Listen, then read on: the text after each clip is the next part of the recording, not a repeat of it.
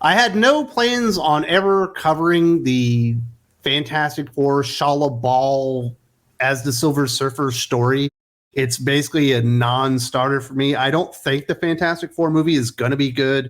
They basically confirmed the casting that we thought they were going to do. We've had rumors about what the story is going to be about, and they said there was going to be a female Silver Surfer. Now they've confirmed that.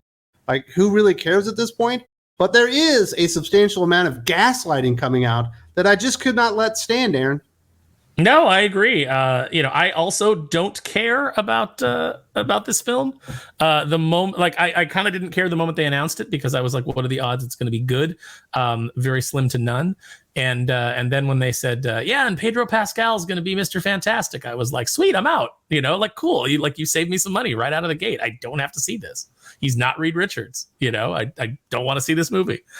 You can't get me to see this movie. And they just keep making choices that are keeping me from seeing the movie. It's great. But there are people that do take this very seriously, and we're not happy about this casting choice or the character being played. And basically everyone's getting gaslit as if Shalla-Bal has been fucking Silver Surfer, an alternative to Silver Surfer for 70 years at this point.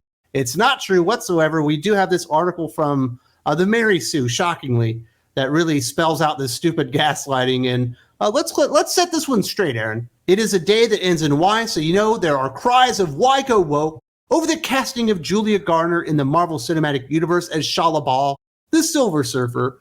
What if they instead read some comics so they wouldn't complain about things that already exist? I'm sorry, but is this a Rachel Leishman article? Yes, it's the Florence. Oh, how can you can just sniff that out, can't you? Go ahead. I'm sorry. She wrote that snarky the way that I said it.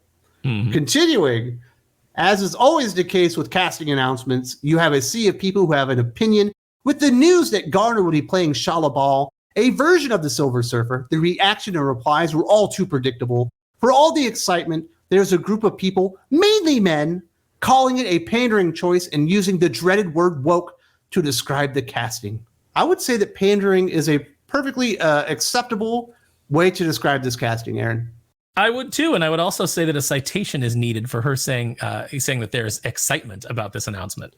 The only people that are excited are hens like her from the Mary Sue, who only care about things being taken away from comic book fans, from actual comic book fans, people that actually read and enjoy the comics. Yeah, if you read the comics, you'd know that Shalla-Bal was the Silver Surfer. Yeah, for what, 6 panels in Earth X, a story that doesn't matter and that nobody references because nobody cares. It has no lasting impact. Nobody associates Shalla-Bal as Silver Surfer. You certainly associate Shalla-Bal with the Silver Surfer. That is Norrin Rad's love, his lifelong love. And it's it's part of the tragedy of what Silver Surfer is when he becomes the Herald of Galactus and everything that happens to that planet. Then Mephisto, realizing that Shalla-Bal was a weakness of Norrin Rad, basically brings her to Earth and mind wipes her and has her marry Doom and all this kind of stuff just to mess with him as he's basically quarantined to Earth and is not allowed to leave and all that kind of stuff. And it ends up being a very tragic tale. And Shalla-Bal certainly plays a part in that, but not as the Silver Surfer. She's just an alien for the most part. Yeah, and nobody who's a fan of the Silver Surfer wants to see this. Nobody's who's a fan of the comics wants to see this. The only people that want to see this are agenda-driven idiots like Rachel Leishman. Well, we constantly hear Bob Iger say, this isn't what's going on. That's not what we're all about. It absolutely is all that they're about. And you know what? It's great because we don't have to see it. And they get to lose more money and we get to watch them lose more money. I love it. I'm so excited by this news. I'm so excited every time they just come out of the gate and they shoot themselves in the foot now. I have never been somebody who roots for things to fail. And now I'm just delighted every time it happens. It's like, give me the popcorn. I can't wait to see how many hundreds of millions of dollars you lose. You absolute morons. This is the 4th crack at the Fantastic Four. We got the 1990s Corman movie. We got the Fox movie. We got Fan4stick. The reboot of that, they haven't gotten it right yet because they've never really gotten to the heart of what the Fantastic Four really are. And I don't think anybody is going to get to the heart of a family movie anymore. Not even Disney. This should be right in their wheelhouse. At this point, I don't expect them to make a good movie. I expect them to do stupid shit like this and ruin the entire thing. And the Pedro Pascal, casting announcement doesn't make much sense. And if you're a Fantastic Four fan, it's almost like you're cursed to never get an actual good movie based on the Fantastic Four. No, you never will. So just give up on that dream. I just like to see them get it right once. Just once. Hope is dead. Yeah, hope is dead. Like, there's nothing to look forward to in entertainment. I'm seeing all these things about how like Hollywood is maybe like 5 years away from just a complete collapse. The big studios are just on the verge of just completely dying off. And you know what? Good riddance to bad rubbish. I think it's ultimately it'll be beneficial because these big studio systems have become these big unwieldy giants filled with activists who don't know how to make film, filled with people who, are all about agenda and don't understand entertainment and don't understand escapism or outright hate it.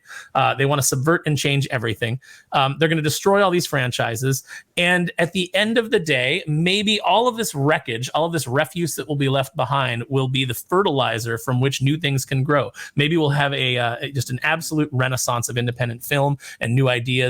It's happened before. Hopefully it'll happen again. Next up, Rachel states, so what exactly is woke about casting Garner as a female character who has been around for 56 years? Is it because Norrin Rad was created 2 years before her? Oh no.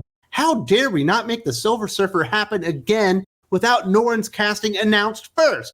The reaction to Garner's casting makes it abundantly clear that those angry over it, because they perceive it as woke, is simply down to the fact that they don't actually know anything about comics. Because if they knew anything about the Silver Surfer, they'd know that Shalla-Bal is his love interest, and both Norrin Rad and Shalla-Bal were the Silver Surfer together. Is she intentionally wiping out the context, or does she not actually know what the context is? Because I guarantee you that before this happened, Rachel Leishman did not know that Shalla-Bal was the Silver Surfer for 6 panels or so. She probably didn't know she Earth existed. X. She didn't know that Earth X existed. She looked it up on Wikipedia so that she saw somebody comment on it, and then she went and she looked it up because someone else informed her of that story, and then she wrote this article. You know what, Rachel Leishman, you're such a comic book expert. Come on, the aficionados, and let's see how much of an expert you are. Let's see you compare knowledge with me. Let's see you compare knowledge with Wes. Let's see you compare knowledge with Doc. Let's see you do it live and see if you hold up. And if you do, hey, more power to you. I will sing your praises and say, you know what? I don't agree with her takes, but she knows her lore. I will give you that credit. But you know what? You won't do it because you can't do it because you don't know what you're talking about. Absolutely. Saying that, well, Shalla-Bal was only created 2 years after Norrin Rad. Shalla-Bal is not Silver Surfer and wasn't Silver Surfer when she was created 2 years after Norrin Rad, who was introduced as the Silver Surfer. She doesn't become the Silver Surfer until 1999, 33 years after the first appearance of the Silver Surfer. And she plays the Silver Surfer, or is like the co-surfer, because they're on the board together, for all of like maybe 6 panels and immediately dies. There was no impact of the character. She never played a role in anything. This version of Silver Surfer was never in the 616. It was Earth X. Earth X is just a fever dream of fucking Franklin Richards, who can create realities. That's his power. And he created an alternate reality called Earth X, where a bunch of shit that never actually happens. It's a fucking Elseworld story. It's a what if story. And that's basically what it comes down to. But the way she portrays it there and the way she talks about it, you would think Shalla-Bal had been the fucking Silver Surfer for 45 years or 50 years at this point. It's simply not true. That's right. A filthy casual is going to come in and school us all. Hey, everybody. Aren't you excited? This is so great. This is so great because it's just like, man, the agenda is so ingrained in these people that they just have to go out and gaslight and lie and just say these things that are easily disprovable. And as soon as you have context, you're like, yeah, no, you don't know what you're doing. You don't know what you're saying. You're just lying, liars, lying. And that's the key to it. That's how they make their points. They remove all sense of context. They make a blanket statement as if it's fact without actually laying out any of the actual information around that, and expect people to just go along with it, not be like, you know what? I don't really care about this, but man, that's a really fucking stupid opinion. It's like we're living in a fucking clown world. Yeah, and the thing is like, no, people aren't mad. People are so indifferent to the MCU at this point that people are just laughing at it, and that's what they can't stand. They can't stand the fact that we're just mocking it. We're mocking how stupid it is. We're mocking how stupid their agenda is. Everybody mocks how dumb the Mary Sue is and how dumb their writers are.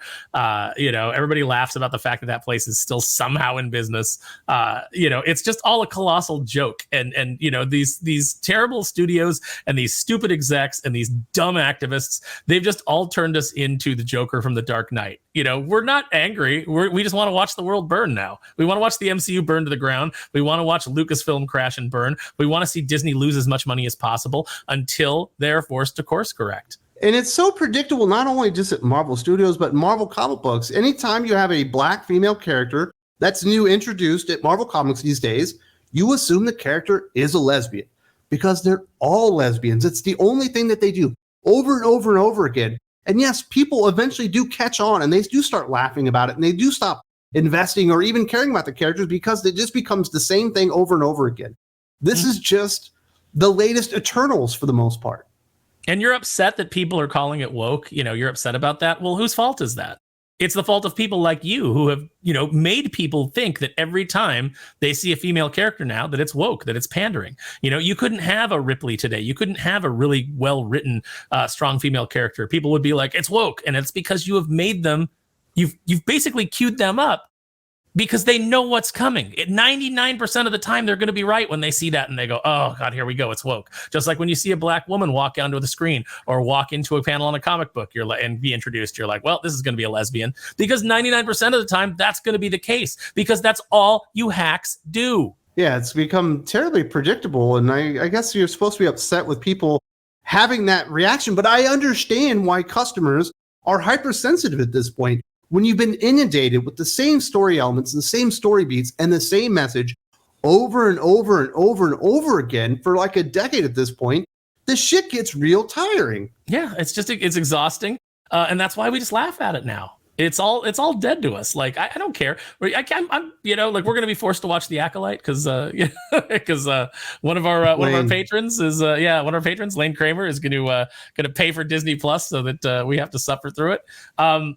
That's fine. It's going to be awful, but you know what? I'm going to enjoy watching it burn. My biggest complaint is I wouldn't want to give it ratings, even one more rating than it's going to get naturally. But I'll watch it. I'll make fun of it. I'll watch Disney burn. I'll watch Star Wars go down the drain. I don't care anymore. I don't care. Like, I've moved on from all of this stuff and I'm not coming back. You're never going to be able to get me back. You can come out with good Star Wars 2 years from now, 3 years from now. I don't care. The franchise is dead to me. You've murdered the golden goose. And I've moved on, as has most of the fandom. By the end, Rachel she makes a good point, but prefaces it with a really bad point. It truly is like clockwork. Someone who is not a cisgender straight white man is cast in something, and here they come in droves, screaming about the casting choice of a character that has existed in Marvel Comics for decades. Ooh, wow. It just comes across as being uneducated in the thing they claim to love so completely. Instead, they all just look like people with boring takes and opinions. They want to see the same Silver Surfer storyline again? We've done this already. Why not try something new and enjoy a different take on this universe? Instead, they want to just rinse and repeat the same movie over and over again with no new comic characters getting their chance. As far as the end there, I don't want to see the Silver Surfer. I think it's a bad idea to put him into the Fantastic Four. There's no reason to put the Silver Surfer in there. There's no reason to even get into Galactus. Get that into the second or third movie. You want to introduce the characters and show people why the Fantastic Four are the first family of Marvel Comics. Marvel Comics starts with the Fantastic Four. That's the origin of the entire Marvel Comics universe. The most important characters they have, they are not treated that way. But then it's got to be the fucking gaslighting. It's just, she's not cisgender straight male. I'm sorry, what's that word? What's that word? Cisgender? Oh, you mean normal. Normal people. Maybe. People who know what their gender is, because there are two. Yeah, and you just got to get in with the stupid modern talk gobbledygook bullshit. It sounds like a bunch of gobbledygook. Continue to act like Shalla-Bal has been the Silver Surfer for more than just the 6 panels that she actually was. Not exactly the Silver Surfer. There are other Silver Surfers out there. There are other Heralds of Galactus that are out there that you could choose from. This one is literally the most insignificant, unknown, obscure version of that fucking character, and no one really cares about it Of course they were going to be like, this is fucking stupid. If you're going to do Silver Surfer, at least do something cool. I agree with you that it's dumb to put the Silver Surfer in the first movie. It's dumb to do Galactus in the first movie. That's something that you should build to, that, you know, you should be trying to build to the next Thanos, you know, which is what they should have been doing the moment they were done with Thanos, is they should have started building up the next threat. They thought it was going to be Kang, and that all blew up in their face. Kang has never been that interesting. You know, they could have started in with Doctor Doom, way more interesting than Kang will ever be. But you know what? I'm glad they started with Mole Man, dude. Mole Man, or you know what, the Negative Zone. Have the Fantastic Four exploring the Negative Zone. The problem with these Fantastic Four movies and the problem with these adaptations is that they always try to make it a superhero film. The Fantastic Four have superhero adventures, but the heart of who they are is that they're explorers. So have them exploring. You know, go to the Negative Zone and then have a superheroic adventure, but it should be about exploration and discovery and science and you know, the mysteries of the unknown and the cosmos. That's what Fantastic Four should be about. But instead, what are you doing? You're rushing Galactus. You're giving us a shitty Silver Surfer. This is just Shalla-Bal as a Silver Surfer is just Galactus as a cloud, but the 2025 version. That's all this is. It's just that stupid What If Miles Morales series. What if Miles was Thor? What if, you know, it's meaningless. It didn't. I've got one they could do. What if Miles was interesting? They did that already. It was called Into the Spider-Verse or Across the Spider-Verse. But they've never been able to. They've never really been able to do it in the comics. For some reason, I'm not really sure. But I am tired of the tourists showing up and acting like they're like comic book experts when they clearly have little to no knowledge whatsoever of the universes themselves. I'm not acting like I'm the biggest fucking Norrin Rad Silver Surfer fan. There are definitely people out there that know a ton more about the character than I do. But I know who Shalla-Bal is. I know what her relationship is, and I know basically what the history of the character was. She was a fucking Silver Surfer for about a half a second in the Marvel Comics universe, and it was completely meaningless to act like this was ever the status quo for the character, or she was ever a significant player in Silver Surfer mythology as the Silver Surfer himself is just a straight out lie. But the fucking tourists always come in and have to correct us with all their fucking snarkasms.